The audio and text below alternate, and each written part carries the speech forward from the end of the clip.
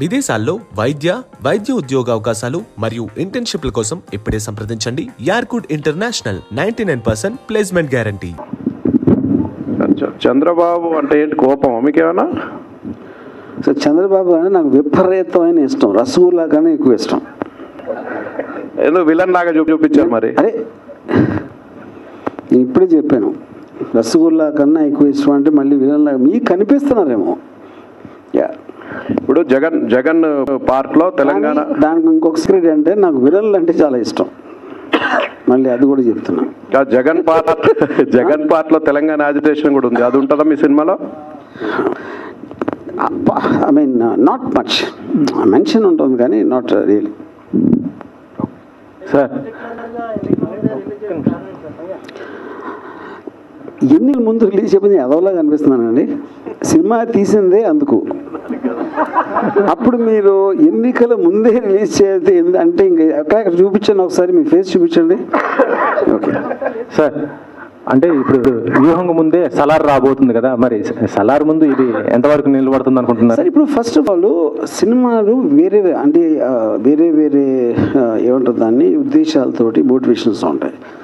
వ్యూహం అనే సినిమా ఒక పొలిటికల్ ఆస్పెక్ట్, ఒక రియల్ లైఫ్లో జరిగిన ఇన్సిడెంట్లు, రియల్ లైఫ్లో ఇప్పటికి కూడా పొలిటికల్గా స్ట్రాంగ్గా పబ్లిక్ మైండ్లో ఉన్న characters story.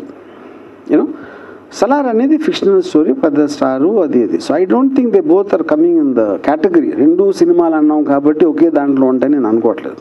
So this will be for a specifically interested audience, ఒక రియల్ లైఫ్ ఇన్సిడెంట్ గురించి. ఇప్పటి వరకు అంటే ఈ క్యారెక్టర్స్ అన్ని చూస్తుంటే మన గతంలో జరిగింది మొత్తం చూసిన పబ్లిక్కి ఇప్పుడు ఈ సినిమా ద్వారా ఇంకా ఏం ఎక్స్టర్నల్గా మీరు చూపించబోతున్నారు? గతంలో మీరు బయట వాళ్ళు మైకుల దగ్గర లేకపోతే స్పీచ్ల్లో చూశారు, వాళ్ళ బెడ్రూమ్లో బాత్రూంలో ఏం జరిగినాయని ఉంటాయి దీంట్లో. అది మెయిన్ థింగ్. సరే, సినిమా రిలీజ్ తర్వాత మళ్ళీ జగన్ గవర్నమెంట్ వచ్చే అవకాశం ఉంటుందా? నేను జ్యోతిష్కుని కాదు, దేవుడిని కాదు, నేను జస్ట్ ఫిల్మ్ మేకర్. నేను పైగా జ్యోతిష్యం దేవుడిని నమ్మను కూడా. సో ఆ క్వశ్చన్ అడగడం కరెక్ట్ కాదు. సార్ వర్మ గారు ఒక క్వశ్చన్ అండి, చాలా సంవత్సరాల నుంచి మిమ్మల్ని ఫాలో అవుతున్నాం. మీరు కూడా ట్విట్టర్లో కూడా చెప్తుంటారు పవన్ కళ్యాణ్ అంటే అభిమాని, Pawan Kalyan one of the fan అని మీరు చెప్తుంటారు కదా. మీరు ఏ సందర్భంలో పవన్ కళ్యాణ్కి ఫ్యాన్ అయ్యారు? ఆయన యొక్క క్వాలిటీ ఏది చూసి, ఏ సినిమా కానీ ఏదన్నా ఇన్సిడెంట్తో మీరు ఎలా ఫ్యాన్ అయ్యారు? జవాబు చెప్పే ముందు నమ్మల్ని ఒకటి అడుగుతా, మీరు పవన్ కళ్యాణ్ ఫ్యానా? నేను పార్షియలీ కాదండి. పార్షియలీ అంటే సినిమాలు చూస్తాను కానీ ఫ్యాన్ అని కాదు. ఓకే, సో ఇప్పుడు పవన్ కళ్యాణ్ నా అంటే పాయింట్ ఇప్పుడు నేను జస్ట్ యాజ్ ఎ రెగ్యులర్ పర్సన్గా నేను పవన్ కళ్యాణ్ సినిమాలు చాలా తక్కువ చూశాను యాక్చువల్గా. But I was attracted to him. Janasena launch అప్పుడు చేసిన ఫస్ట్ మీటింగ్ కానీ లేకపోతే చాలాసార్లు. But I look at it like entertainment. You know నా ఉద్దేశంలో తనకు ఒక కన్సిస్టెన్సీ అనేది లేదు. అది నా just as one of the course of people నా పర్సనల్ ఒపీనియన్. ఓకే సరే, ఇప్పుడు ట్రైలర్ చూస్తే అందరి క్యారెక్టర్లు, మెయిన్ వాళ్ళ క్యారెక్టర్లకి వాళ్ళ వాయిసే ఉంది, కానీ జగన్ గారి క్యారెక్టర్కి ఆయన వాయిస్ లేదు. ఎందుకు? కథానాయకుడు క్యారెక్టర్కి ఎందుకు లేదు? అంటే అక్కడ దానికి 2 పాయింట్స్ అండి. ఫస్ట్ ఇప్పుడు జగన్ గారు కొన్ని యాక్సెంట్ ఏదైతే ఉందో, normally most of the time ఆయన పొలిటికల్ మీటింగ్స్లో మాట్లాడినప్పుడు హై పిచ్లో మాట్లాడతారు. అది నేను ఆయన పర్సనల్గా మాట్లాడినప్పుడు ఎలా ఉంటుంది అనేది ఒక దాని ఎలిమెంట్లో మ్యాక్సిమం పాసిబుల్ ట్రై చేసాం. అది I felt this voice is correct for the character of the emotion. ఇంకోటి, రీసెంట్గా ట్విట్టర్లో ఒక పోస్టర్ పెట్టారు, మీరు చాయ్ గ్లాస్ పట్టుకొని సైకిల్ ఉండి దాన్ని డీటెయిల్గా ఎక్స్ప్లెయిన్ చేయమన్నారు. అది మీరు ఎక్స్ప్లెయిన్ చేస్తే బాగుంటుంది. చాలా మంది ట్విట్టర్లో చెప్పలేకపోయారు. ఇప్పుడు చెవో కమలం పువ్వు ఉందండి, చేతిలో గాజు టీ గ్లాస్ ఉంది, yellow dress, yellow shirt, yellow cycle ఉంది.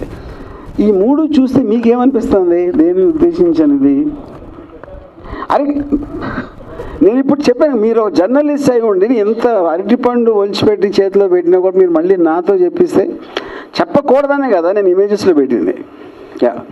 సో వర్మ గారు ఇక్కడ సో ఇందాక మీరు చూపించిన ట్రైలర్లో ఆయన చిరంజీవి అనాలో లేదో మాకు తెలియదు, కానీ మీ కథనం ప్రకారంగా చూస్తే కనుక చిరంజీవి పవన్ కళ్యాణ్తో చెప్తున్న డైలాగ్ వివరం అయితే సవరం అయితేనే కానీ వివరం రాదు అన్నారు. సో ఆ డైలాగ్ పెట్టారు అంటే డైరెక్ట్గా అంటున్నట్లే కదా, అది కాదనుకోలే. అసలు ఏం చెప్తారు దాని గురించి? డైరెక్ట్గా అన్నారు కదా. ఇప్పుడు ఇక్కడ పాయింట్ ఏంటంటే, ఇప్పుడు అందరికీ తెలిసింది ఏంటి, చిరంజీవి గారు ప్రజారాజ్యం పార్టీ పెట్టారు. Okay, that didn't work out. ఆయన సరిగ్గా చేయట్లేదు, ఇలా చేయకుండా ఉండాల్సింది అన్నది అనుకుని మళ్ళీ వేరే పార్టీ పెట్టారు. ఓకే, అప్పుడు ఎప్పుడైతే ఆ రోజు ఇది దానికన్నా ఇంకా ఘోరంగా విఫలం అయినప్పుడు ఎంతో కొంత మీకు హ్యాపీనెస్ వస్తుంది కదా. అప్పుడు చెప్తే వినలేదు మనం అందరం అంటాం కదా, ఎవరైనా సరే. సో అది that is what I try to portray అక్కడ. Hey all, నేను మీ సుమంత్ని. Please subscribe to India Glitz Telugu. Hi, this is Ravinder. Please subscribe India Glitz Telugu. Hi guys, నేను మీ Varshini. Please do subscribe to India Glitz Telugu. Hi, this is Nirupam. Please subscribe to India Glitz Telugu. Hi viewers, నేను మీ Shashank. Please subscribe to India Glitz Telugu. Hello guys, నేను మీ Annie. Please do subscribe to India Glitz Telugu.